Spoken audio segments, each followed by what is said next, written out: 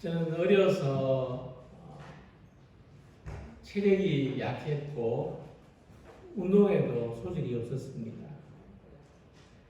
부모님은 그런 저를 초등학교에 입학하기 전에 유도를 가르치는 도장에 보냈습니다. 큰 형들 사이에서 발에 질질 끌리는 유도복을 입고 돌아다녔던 기억이 납니다. 한 가지 더 생각나는 것은 그때 유도 도장에서 뭔가를 배웠는데 다른 사람을 잡아서 넘어뜨리는 기술이 아니고 넘어져서 부는 기술을 배웠습니다. 눈이를 달리는 스키를 배울 때도 스키를 타고 달리는 것부터 가르쳐 주는 게 아니고 넘어지는 것부터 가르쳐 준다고 합니다. 다치지 않도록 잘 넘어지는 것을 배워야 그 다음에 이제 멋지게 타고 내려오는 기술을 배울 수 있는 겁니다. 저는 넘어지는 방법만 열심히 배우다가 그만뒀습니다. 그래서 지금도 남을 넘어뜨리는 건 못해도 넘어지는 건 잘할 수 있습니다. 하지만 넘어진다는 것은 아픈 경험이죠. 실패를 해본 사람은 그 실패의 고통이 얼마나 아픈지를 압니다. 실패하면 부끄럽고 열등감에 빠지기 쉽습니다. 침체의 늪에 빠져듭니다. 실패하면 뭔가를 새롭게 한다는 게 두렵습니다. 실패하면 사람을 만나는 것이 싫어지고 혼자 숨어있고 싶습니다. 우리는 살면서 크고 작은 실패를 경험하는데 실패의 경험이 얼마나 괴로운 경험인지를 압니다. 실패의 상처가 얼마나 깊은지를 압니다. 근데 하나님께서 보실 때 우리의 실패는 깎여지지 않은 보배와 같다는 겁니다. 다듬어지지 않은 보석과 같습니다. 하나님 앞에서 실패의 경험은 너무나 값진 것이라는 말씀입니다.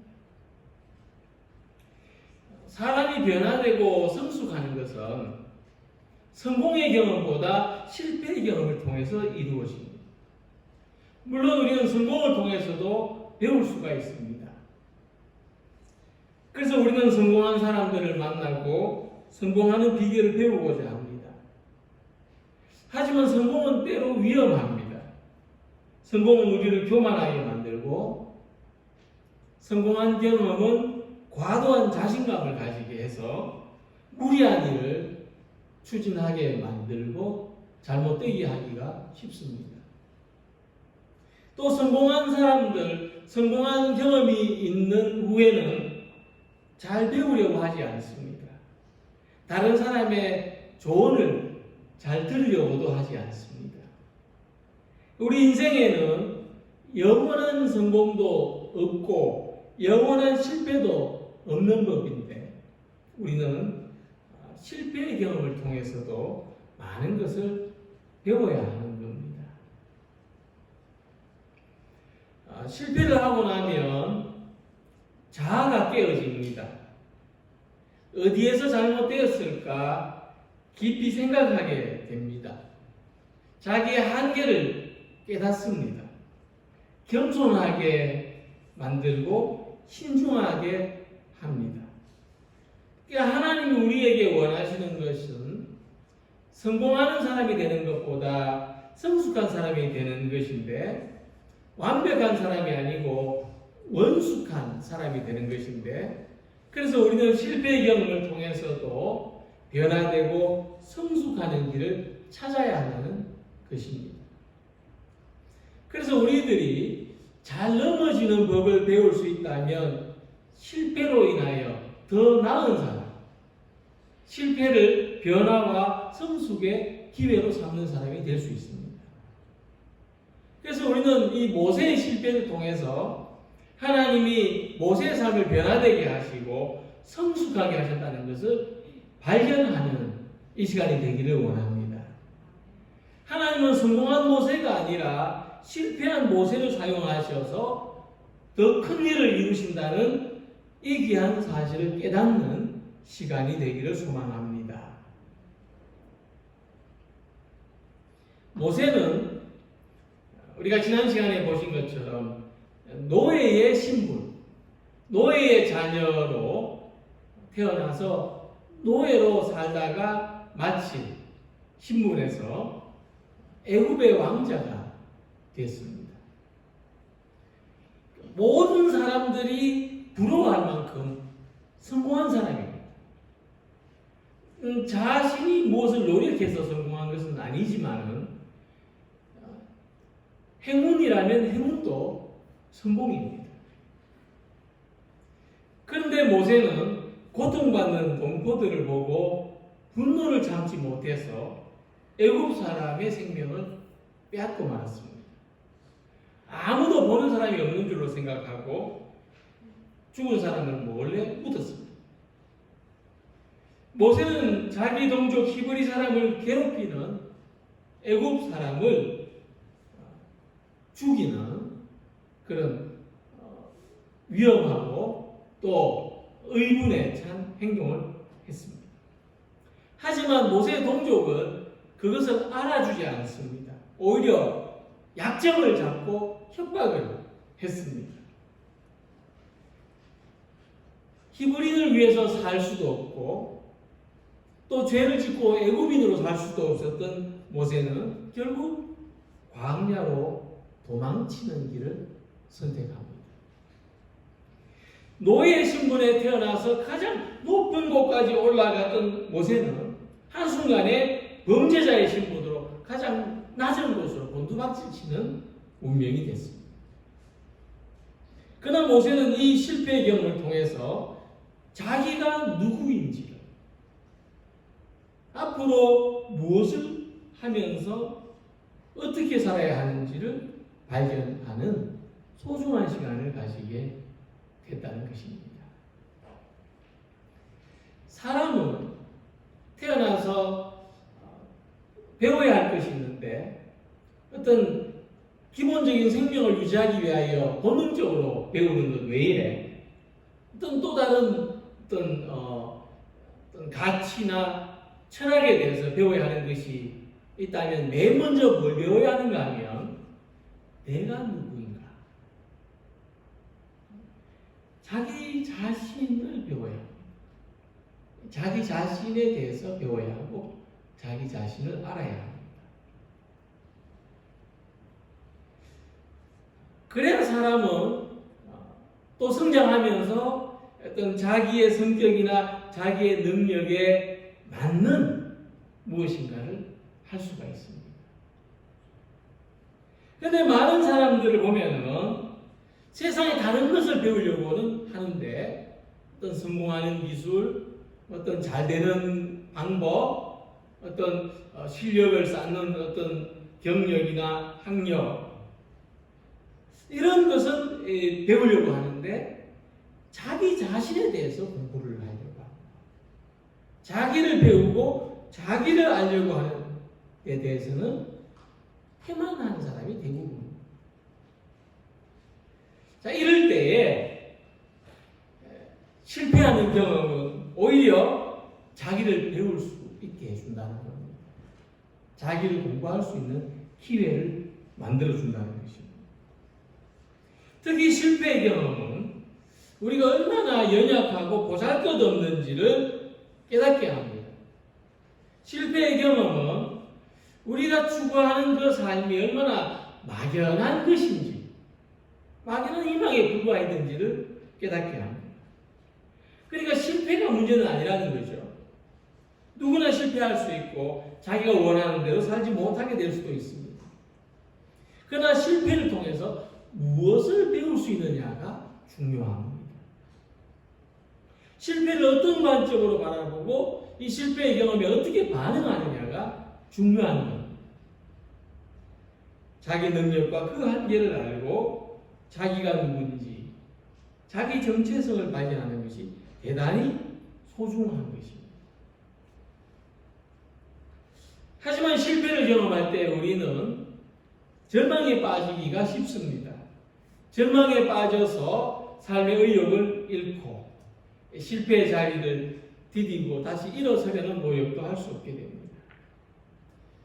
그래서 실패를 경험하는 것보다도 더 위험한 것이 있다면 절망에 빠지는 겁니다. 모세는 실패를 경험했을 때 절망에 빠졌습니다. 자신의 지위나 신분이나 민족의식이나 모든 것을 내팽개치고 광야로 도망했습니다. 광야에 숨어서 도망자로 살고자 했습니다. 그런데 모세는 이 광야에서 자기를 발견하는, 새롭게 발견하는 계기를 얻습니다. 모세는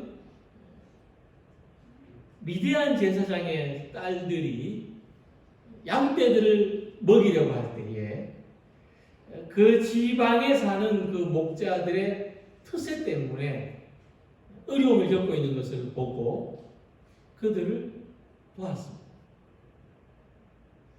아마 모세가 실패의 경험이 없었다면 어쩌면 그들을 돕는다고 하는 것이 그 목자들을 또 목자들의 생명을 빼앗는 그런 과오를 범했을는지도 모릅니다. 그러나 이번에는 그들을 돕는 사명에 충실했습니다. 모세의 도움을 받은 미디안 제사장의 딸은 아버지에게 이렇게 말합니다. 대단히 의미 있는 표현이 나타납니다. 한 애굽 사람이 우리를 목자들의 손에서 건져내고 우리를 위하여 물을 길어 양떼에게 먹였나이다. 모세는 그 힘센 사람들의 덤바구니 속에서 양떼들에게 물을 먹이지 못하는 여인들을 도왔을 뿐인데 그들이 양떼에게 물을 먹일 수 있도록 그냥 조금 힘을 썼을 뿐인데 그들은 모세가 자신들을 건져냈다, 구원했다고 말하는 것입니다. 이 표현은 구원했다는 표현입니다. 저 사람이 우리를 구원해 줬어요. 그냥 조금 도와줬어요가 아니라 우리를 구원해 줬어요. 애굽에서 모세가 했던 그 행동이나 지금 미디안 광야에서 모세가 행동했던 것은 같은 마음으로 한 겁니다. 어려운 사람들을 도우려는 같은 마음이었죠. 그런데 애굽에서는 이 같은 마음을 어떻게 표출했습니까? 자기 분노로서 표출했습니다. 남을 도우려는 그 마음을 분노로서 표출했다는 겁니다. 그런데 미디안 광야에서는 이 남을 도우려는 마음을 어떻게 표출했습니까? 구원하는 사람으로서 나타낸다는 겁니다. 완전히 다르죠. 같은 마음인데 분노로서 표출하는 거하고 내가 이들을 건져줘야 되겠다, 구원해야 되겠다는 마음으로 표출하는 것과는 완전히 다른 것입니다. 그러니까 모세는 자기 정체성을 여기서 발견했다는 거죠. 애굽에서는 그는 분노하는 히브리, 분노하는 노예에 불과했습니다. 그러나 미디안 광야에서 모세는 어려운 사람을 돕는 구원자, 다른 사람에게 도움을 주는 사람이 되었다는 것입니다. 그래서 우리는 실패의 경험을 통해서 자기를 새롭게 발견할 수가 있습니다. 실패를 경험했을 때 우리는 그 속에서 자기의 진정한 모습을 발견할 수 있습니다. 허점투성인 자기를 그대로 받아들이고 실패한 자기를 사랑하시기 바랍니다. 그럴 때 우리는 이 실패를 듣고 다시 일어설 수 있습니다. 그때 우리는 실패를 경험하기 전보다 훨씬 더 변화되고 성숙한 모습으로 살아갈 수 있습니다. 그렇기 때문에 우리가 어떤 모양으로든지 실패나 잘못하게 되는 것을 두려워하지 마요. 그 속에서도 성장하는 사람들이 되시기를 바랍니다.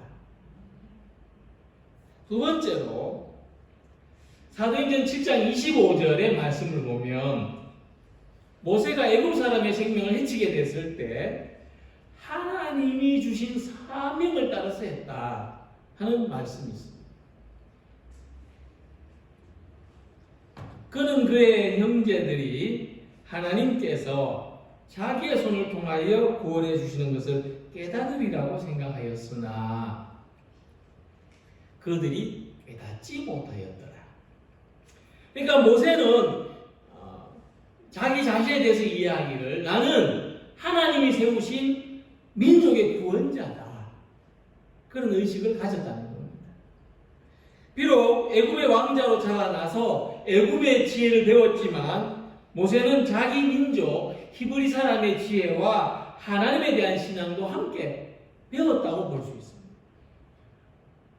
그래서 모세는 자기 형제를 보호하는 것이 하나님의 뜻이라고 여겼고 하나님에 대한 믿음 안에서 이와 같은 일을 했다고 볼 수가 있는 것입니다.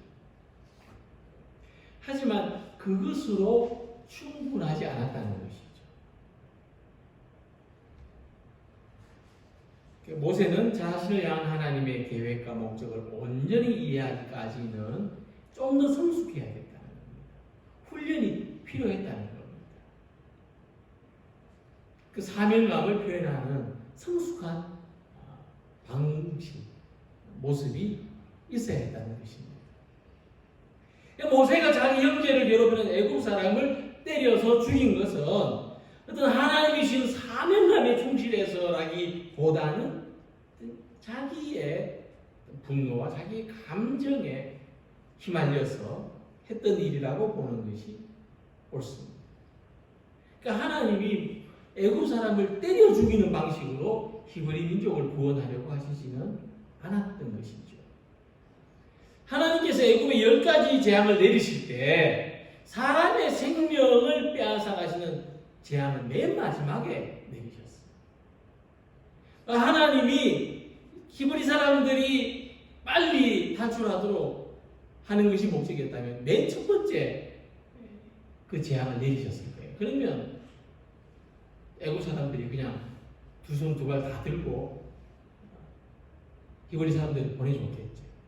근데 하나님은 애굽 사람들이 히브리 노예들을 풀어주도록 9번이나 되는 재앙을 내리시는 동안에 오래 참으셨다는 겁니다. 하나님의 구원은 오래 참으심 가운데 이루어지는 역사입니다. 그래서 야고보서 1장 19절 20절에 말씀하기를 내 사랑하는 형제들아 너희가 알지니 사람마다 듣기는 속히 하고 말하기는 더디하며 성내기도 더디하라. 사람이 성내는 것이 하나님의 의를 이루지 못함이라고 했습니다. 그러니까 우리가 하나님의 선하심을 따라서 참고 인내하는 성품을 훈련해야 한다는 것입니다. 모세는 자기 열기를 다스리지 못해서 실수를 하고 도망자가 됐습니다. 근데 하나님은 그런 모세를 온유한 사람으로 변화되게 하셨다. 온유한 사람으로 성숙하게 하셨다는 것입니다.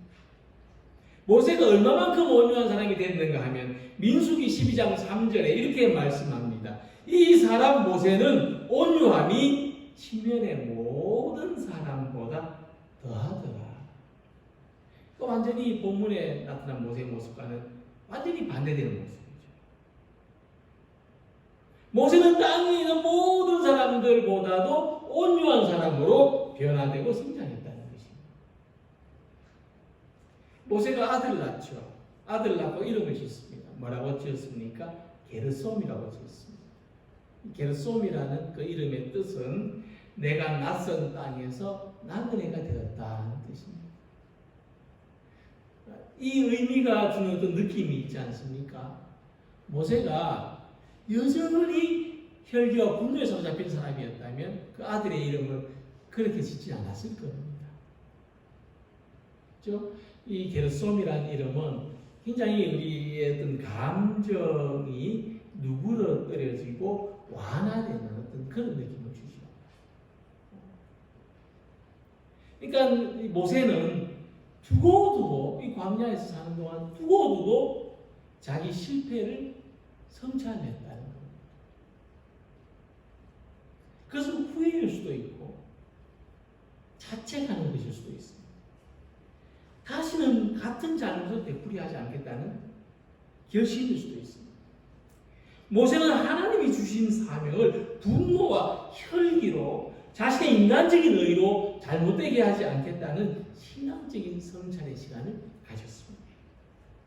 그것은 모세가 실패의 경험을 통해서 하나님을 새롭게 만났다는 겁니다. 그건 이전에 모세가 하나님을 만나지 못하거나 하나님을 알지 못해서 분노와 혈기에 사로잡혔다는 게 아닙니다.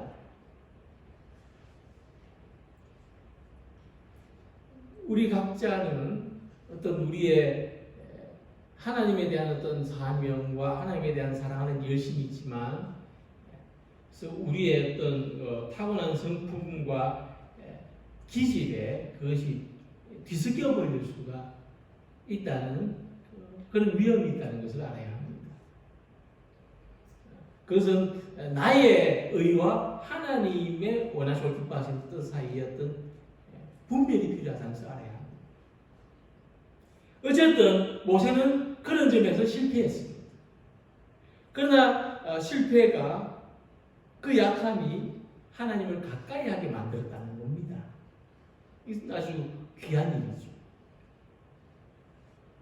하나님을 더 의지하게 만들었다는 것입니다. 자기의 부족함을 깨닫게 되고 하나님의 지혜를 구하게 됐습니다. 연약함 때문에 오히려 자신의 그 다듬어지지 않은 성품 때문에 하나님과 연합하게 되고 하나님과 더 친밀한 교제를 나누게 됐습니다. 그 결과 풍성한 열매가 있었습니다. 그러므로 우리에게도 어떤 실패의 경험을 통해서 하나님을 만나는 것이 필요합니다. 하나님 앞에서 우리의 실패를 거울로 삼아서 하나님, 내가 이제는 믿음으로 행동하겠습니다. 하나님, 내가 이제는 순종하며 살겠습니다. 하나님, 용서하겠습니다. 하나님, 사랑하겠습니다 하는 새로운 결심과 성찰이 있어야 하는 것입니다. 그럴 때 우리의 실패한 경험은 하나님의 기회가 됩니다. 하나님께서 역사하시고 하나님께서 우리를 새롭게 하실 계기가 되고 하나님이 우리를 변화되게 하시고 성장하게 하시는 은혜의 통로가 될 것을 믿는 여러분들이 되시기를 소망합니다. 모세는 이 미디안 광야에서 출애굽의 사명자로 준비됐습니다. 이제 하나님께서 어느 날 모세한테 나타나셔서 가서 내 민족을 구원하라. 이제 됐다. 이 한마디만 하시면 됩니다. 비록 40년의 시간을 연단받았지만 이제 모세는 실패 속에서 새로운 방향을 발견했습니다. 이제 그 신호가 떨어지면 그 신호대로 가면 됩니다. 이렇게 볼 때 우리의 실패는 빨간불이 켜진 정지 신호등이 아닙니다. 대체로 사람들이 어떤 실패를 경험하면 내 인생에 빨간불이 왔구나. 모든 것을 스톱하게 됩니다. 그래서 저는 이렇게 생각합니다. 실패는 빨간불 옆에 파란색 화살표가 켜지는 신호등입니다. 잠시 멈추게 하지만 방향을 전환하라 하는 표시라는 것입니다. 그래서 우리가 어떤 모양의 실패를 경험하든지 이 빨간불을 바라보지만 그 옆에 있는 파란색 화살표를 바라보고 살아가는 우리 성도님들이 되시기를 바랍니다. 실패 경험 속에서 하나님이 지시하시는 새로운 신호를 따라서 살아가야 한다는 것입니다. 아픔의 경험 속에서, 고난 속에서 하나님이 새롭게 지시하시는 그 파란색 신호를 발견하는 사람이 되어야 한다는 것입니다.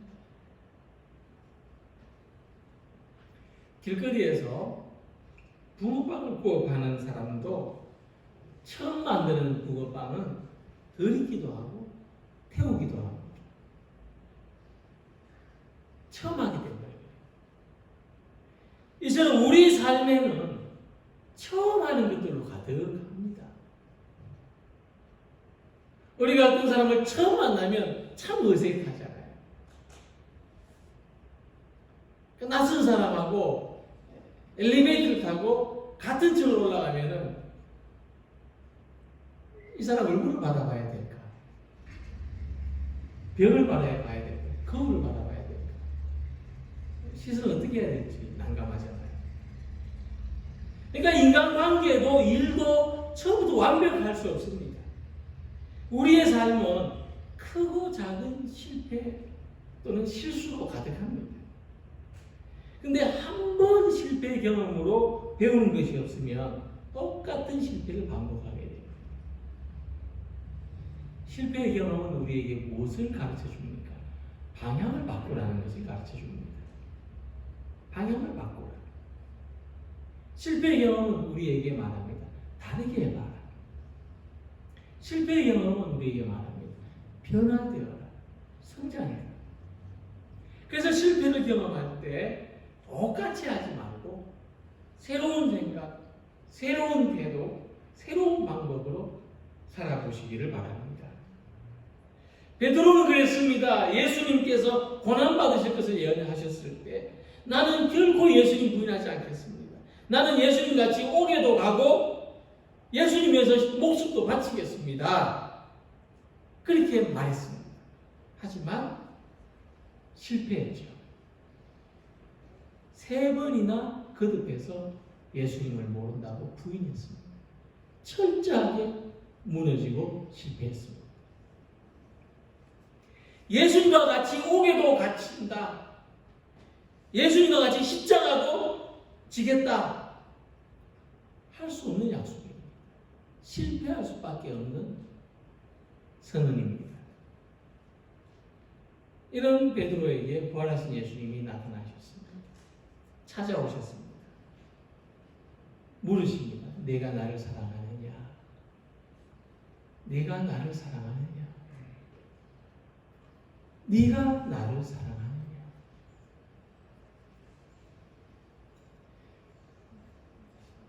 베드로가 예수님을 모른다고 3번이나 부인했지만 그것은 두려움 때문에 부인한 것이지 예수님을 사랑하지 않아서 부인한 것은 아닙니다. 그러니까 우리 속에 우리 신앙 안에 두려운 게 있는 것도 사실이에요. 예수님을 사랑하는 마음이 있는 것도 사실이에요. 헌신하고 싶은 마음이 있는 것도 사실이고 헌신하려니까 부담되는 것도 사실이에요. 신앙생활 더 잘하고 싶은 마음이 있는 것도 사실이고 근데 습관이 잘 바뀌지 않는 것도 사실입니다. 근데 베드로에게 예수님이 무엇을 말씀하십니까? 네가 나를 사랑한다면 지금 당장 감옥에 들어가라. 지금 당장 십자가를 지고 죽어라. 예수님 그렇게 말씀하시지 않았습니다. 너 전에 그렇게 한다고 했지 않느냐? 그거 지켜라. 그렇게 말씀하시지 않습니다.